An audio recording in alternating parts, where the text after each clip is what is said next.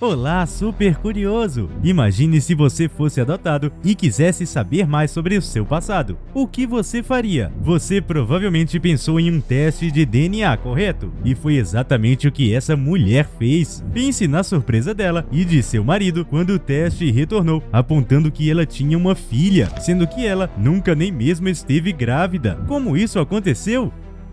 O teste estava errado? Aposto que ficou super curioso, então bora pro vídeo.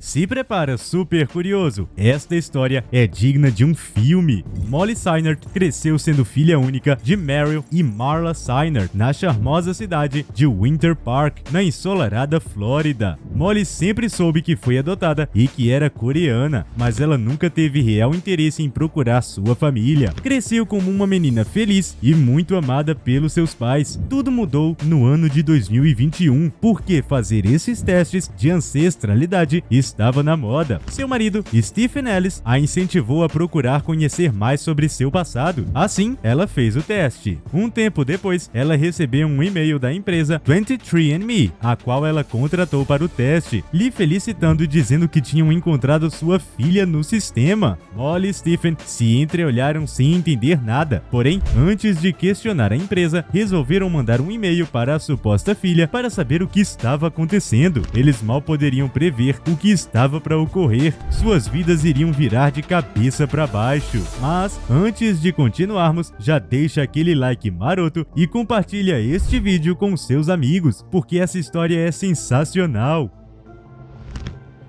Espelho, espelho meu.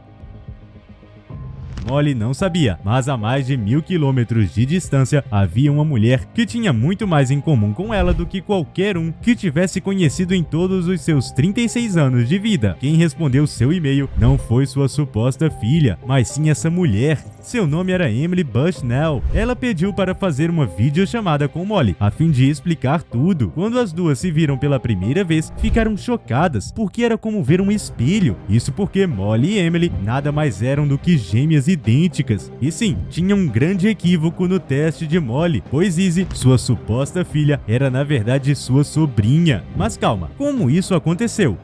Emily, que obviamente também era coreana, foi adotada pelo casal Sandy Schwartz e Christopher Bushnell e cresceu com 3 irmãos mais velhos em Yardley, Pensilvânia. Assim como Molly, ela estava bem na sua vida e não esperava conhecer sua família coreana. Mas ela não contava com uma coisa, uma insistente Izzy que lhe convenceu a fazer um teste de DNA. E foi dessa videochamada que nasceu uma amizade e uma parceria espontânea entre as duas irmãs. Em entrevista à revista People, Emily disse: "É uma loucura. Sinto que conheço Molly desde sempre." Elas nasceram na Coreia do Sul em 1985 e foram enviados para orfanatos diferentes sob o nome de Moon Hee-jong e Eun Jin-jong. A diferença nos sobrenomes só contribuiu para dificultar seu reencontro. Mas, por incrível que pareça, essa é a única diferença entre elas. Além de gêmeas idênticas, foram criadas por famílias judias, trabalharam como garçonetes no ensino médio e tiveram aulas de dança quando crianças. As gêmeas até usavam vestidos e penteados semelhantes para seus bailes de formatura do ensino médio. E algo que apenas nossa equipe de roteiristas notou: os nomes delas até rimam. São irmãs perfeitas. Seu primeiro encontro presencial foi muito especial. Elas decidiram se encontrar no hotel Hyatt Centric em Fort Lauderdale, Flórida, no dia 29 de março, exatamente em seu aniversário de 36 anos. Molly e Emily contam que, quando se abraçaram pela primeira vez, sentiram que nunca mais iriam se separar, e aquele laço tão bonito se manteria pelo resto de suas vidas. Desde seu encontro inicial, elas rapidamente passaram a agir como irmãs que se conhecem a vida toda, seja mandando mensagens de texto todos os dias e até mesmo trocando roupas e planejando viagens juntas. Agora, Molly e Emily estão em um debate decidindo se querem ou não conhecer seus pais biológicos. As irmãs conversaram com outros gêmeos que também foram adotados da Coreia do Sul e estão em contato com suas agências de adoção para filmar um documentário e contar suas histórias. Mas, por incrível que pareça, a história delas não é a única.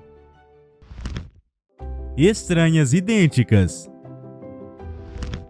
Voltamos no tempo e fomos parar no ano de 2007, então já prepare sua franja emo. Bom, pensando melhor, não faça isso. Apenas nos acompanhe para conhecer Elise Cheyenne e Paula Bernstein. Assim como Molly e Emily, essas mulheres são gêmeas idênticas que foram separadas no nascimento e se reuniram 35 anos depois. As irmãs são filhas de uma paciente psiquiátrica e por isso foram colocadas para adoção em uma agência em Nova York. Enquanto Elise foi adotada por um casal de Suffolk, Paula foi para Westchester. Suas famílias adotivas nunca foram informadas que seus bebês tinham um irmão idêntico. Assim como Molly e Emily, essas irmãs também tinham muitas semelhanças. As duas eram apaixonadas por cinema e resolveram seguir carreira nessa área. Também lutaram contra um estado de tristeza profundo, o que depois entenderam vir de um histórico familiar. Elise conta que se sentia sozinha. Ela estudava a faculdade de cinema na Califórnia, mas parecia que sabia que um pedaço seu estava faltando. A mulher conta que, quando soube que sua agência de adoção estava fechando, resolveu se movimentar nesse sentido e enviou uma carta para eles. A resposta da agência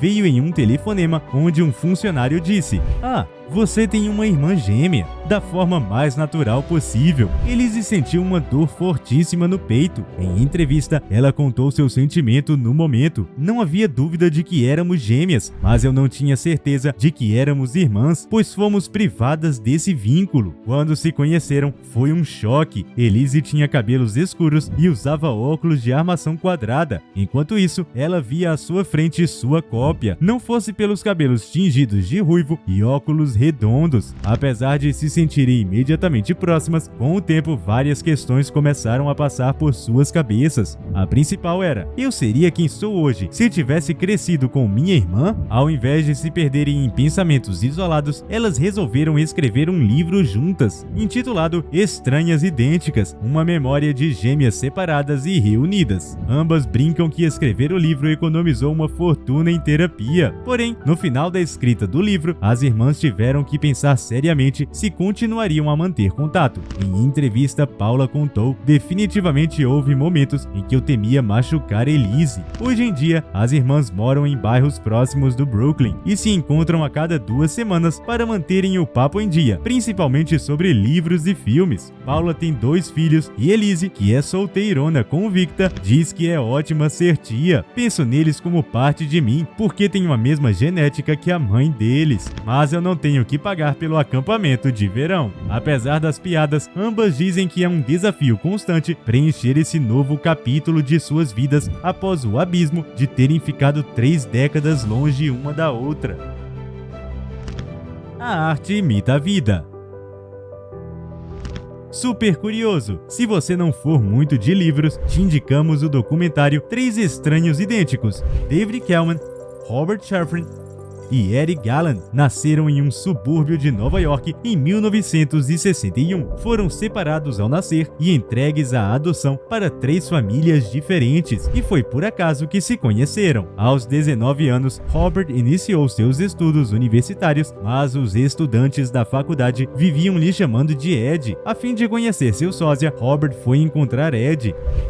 Recuperados do choque inicial, resolveram contar essa história doida em um jornal. Logo após a publicação, os redatores receberam um telefonema de um jovem que dizia ser idêntico aos 2. Esse era David. Tudo foi muito emocionante inicialmente. Os trigêmeos queriam fazer tudo juntos, pois foram privados de compartilharem uma infância unidos. Eles viraram sensações midiáticas, aparecendo em diversos programas de TV e até mesmo abriram um restaurante juntos chamado Triplets. Porém, numa reviravolta digna de filme, descobriram que a separação não foi por acaso. A agência de adoção deles, Louise Wise Servers, foi paga por um centro de pesquisas para fazer um experimento social. A ideia era dar um recém-nascido de cada família para saber como seria seu desenvolvimento sem o seu gêmeo. O mais impressionante e super curioso é que essa foi a mesma agência de adoção de Elise e Paula. Ou seja, os 3 jovens tinham os passos monitorados por 19 anos sem saber saberem. Sinistro, né? O pior é que os estudiosos estiveram diversas vezes nas casas dos 3 jovens, fingindo que eram assistentes sociais que queriam monitorar a infância de uma criança adotada. Os irmãos criticaram duramente o centro de pesquisas. Robert já declarou em entrevista: "Não sei por que decidiram fazer isso. Não consigo encarar como algo humano. Não se pode brincar com vidas humanas assim. Tínhamos que estar juntos e nos separaram por motivos científicos." O pior é que o pesquisador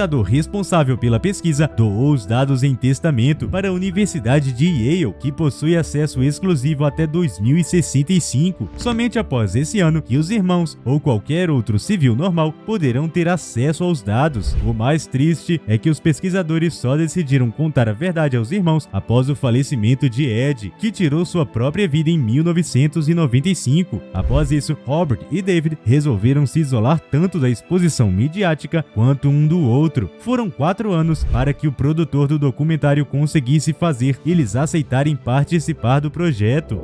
Casos de irmãos separados por agências de adoção são mais comuns do que parecem. A maioria das vezes é porque a agência acredita que assim eles terão maiores chances de serem adotados. Calma, super curioso! Antes que você descubra que também tem um irmão gêmeo perdido por aí, que tal conferir outra história? Brincadeiras à parte, confira agora a emocionante história desse casal que adotou um bebê e descobriu que seu passado era bem triste. Clique e assista!